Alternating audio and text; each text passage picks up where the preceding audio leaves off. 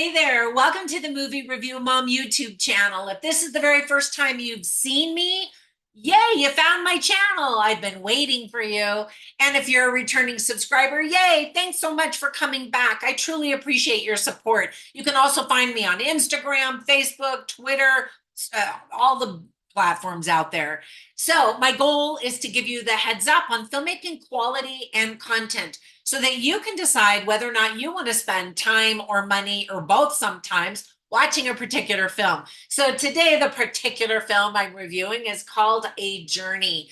This dramatic and heartwarming Filipino story is now available exclusively on Netflix. The film is rated R. It's an hour and 54 minutes, and my overall movie review mom grade is a C. So to see the sponsor of today's video, you can click on the link below and learn more about it. It's actually a book called The Bucket List, 1,000 adventures, big and small, to give you lots of ideas of things that you can put on your bucket list. So in a nutshell, The Bucket List has a lot to do with this film. The story is about three childhood friends who go on a journey to Australia. One of them has cancer, so the other two help her cross items off of her bucket list. And I'm a big believer in bucket lists. So the description of the film definitely caught my attention. Checking off items on my list has definitely been empowering for me in my life over the years and has given me goals, meaning, and quality to my life. I highly recommend it. In fact, I used to have a bucket list and I would say, someday I'm going to do those things. And finally, I was like, when is someday ever going to happen? And so I decided to put them on my to-do list, like my calendar, and start planning and putting them on my calendar and making them happen. And that has made all of the difference. Someday never comes, but today is here now, and tomorrow it's not promised, but you can plan things for tomorrow too. Anyway, in this film, the bucket list is called a magic list. And it is magical to be able to look at all of the things around the world that you want to see and do. I absolutely love it. And if you like the notion of creating such a list, check out this book because it has a bunch of ideas for you to consider. The movie was directed by R.C. De Los Reyes. So let me give you some quick tips for parents, and then I'm going to tell you things I really liked about the movie, things I didn't like, interesting lines, funny lines, and we'll finish up with recommendations for films that are sort of similar that you might really like, maybe even better than this one. So some tips for parents are that I think kids are mostly going to be bored. People get drunk. A woman's cancer returns. We see a topless woman for a minute. Well, not that long, but still long enough. There's some profanity, including an unexpected F-bomb and what could have been more family friendly. But I think kids are going to be bored just because it's mostly adults talking. There is talk of intimate relations. We see someone throw up. That's always gross. Talk of death, and then someone actually does die. No spoilers, but there are some twists in the movie. So some of the themes that are illustrated really well are cancer, life, bucket lists, of course, choices, friendship, integrity, getting out of your comfort zone for sure, challenging yourself, supporting loved ones, and service and contribution to the world. I really love that element. So there were a lot of things I really liked about this sweet film. First of all, I had never seen any of the actors in this movie before. The cast includes Paulo Contis, Patrick Garcia, Kay Abad, and Jimmy Santos. We get to spend a little bit of time in Manila in the Philippines, as well as travel to Tasmania, Australia, where the majority of the movie takes place. It's fun to see some Filipino food and hear some of their popular music. We get to see a real Tasmanian devil and the famous little penguins in Australia, which is so cute. I like that Netflix includes a lot of international films for us to discover and experience. The voiceover dubbing did a really good job matching the audio with the lips of the actors for the most part, and that's got to be really tricky to do. There's a touching scene where the married couple bare their souls and verbalize their love for one another. My eyes actually filled with tears because it made me remember when my sister's husband was dying of cancer, and they reflected on their marriage and life together. I remember sitting on their bed while he was in bed and she sat in a chair, and we talked about life and what they were going through, and would they do it all over again if they knew what was coming down the pike. And it was so heartbreaking and heartwarming at the same time. And this movie actually really captures that moment. At the 1 hour 17 mark, notice what the daughter and the father do with their fingers. This is what they do. I learned what that meant when I was going to China back and forth on many business trips a number of years ago. I got to go many, many times. I love China. And Americans don't do that gesture, but I thought it was really sweet. And maybe it makes sense. Let's see if I can do it the other way facing you. Well, anyway, it's supposed to look like a little heart, like if you drew a heart like that. And so they'll do it when they take pictures, and sometimes they'll just do it to each other just to mean, I love you. And I just thought that that was really sweet. So let's start that tradition in America. There's a twist, as I mentioned, and I could feel that something was coming, especially in the scene where it happened with the music and the way the dialogue was going. And I'm like, something's going to happen here. And sure enough, it did. Although I didn't see that coming. And I wasn't sure exactly how everything was going to play out. So I like that. I love twists. I like it when movies surprise me. There are a few moments from earlier in the movie that give you a satisfying callback to the end. And I always love that. That just tells me that the writer and the director paid attention to those details so that we could see those connections. There's a conversation or a debate by characters about which is most important, the journey, the destination, or the people you do it with. Which do you think is the most important? Comment down below, because I really liked that idea of why do you cross things off your bucket list, or why do you travel more particularly? And I think all of those things. I mean, I want to go to the destination.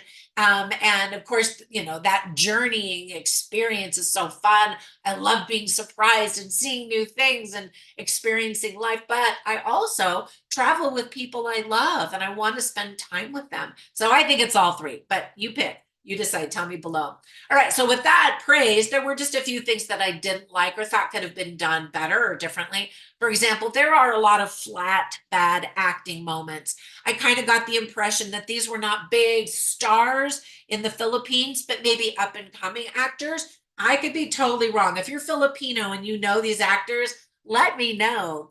There are some choppy editing transitions. And again, that kind of made me think that this was a new team that was putting together this film. The woman with cancer complains a lot, even though her husband and her friend are trying hard to help her check things off of her magic list. And I was like, why was she that way? Why did they make her just kind of constantly complaining? Now, that being said, she had cancer. But so maybe they could have pointed out the fact that somebody could have said, oh, she's not normally like this. I know she's, a little cranky because she's not feeling well. So we just have to, show her an increase of love or something like that. Because I was, I wanted to feel endeared towards her and root for her. But sometimes I was just like, man, she's really cranky and not very grateful. This female character's name is Shane. And at one point she talks about the huge amount of medical bills that she accumulated during her first bout with cancer. And that's one of the reasons why she doesn't want to go through chemotherapy the second time around. But then later she tells someone that her friend paid for everything and how generous and kind and loving and supporting he was. And so I was like, did they forget that she had said that earlier in the movie? Which one was actually true? Now, I appreciate it when writers and directors actually pay attention to details like that. And I think they might have missed that. I don't know. So another thing that I do when I watch movies is I take notes, and specifically I'll write down funny lines and interesting lines, simply so I can share that dialogue and script writing quality with you. So you can see all of them on my written review at moviereviewmom.com. Now, I didn't actually spot any funny lines because it's mostly a sad drama. Although some of the characters do fun things during their journey, I just didn't write down anything noteworthy, but I did write down some interesting lines. So, for example, this is spoken by the actor Patrick Garcia's character, and he says, you know what they say, it's not the destination, it's the journey. Why go through whatever you're going through in life if you won't end up where you want? And I thought that was interesting. When I mentioned earlier about journeys, I'm thinking bucket list journeys and travel, because the majority of things on my bucket list are travel.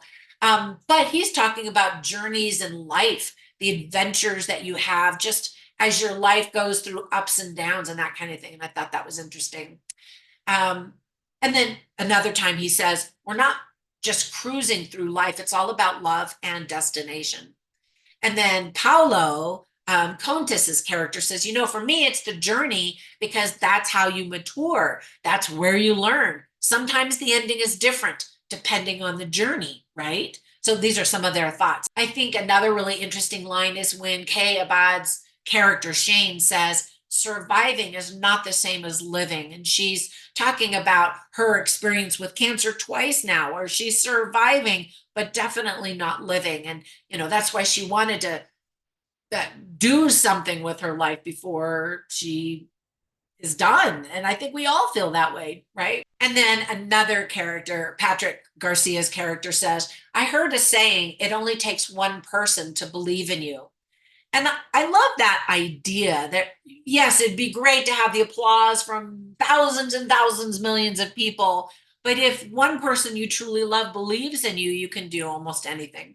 All right, let me give you recommendations for 3 films I instantly thought of as I was watching this. So the first movie I instantly thought of is The Bucket List, starring 2 Academy Award winners. It's so well done. It's so great. There's comedy, there's drama, there's sadness, there's happiness, and it's about that adventure of life. In this case, 2 men have cancer, and it's so fascinating to watch how they deal with it, the friendship that they create, and the adventures that they go on.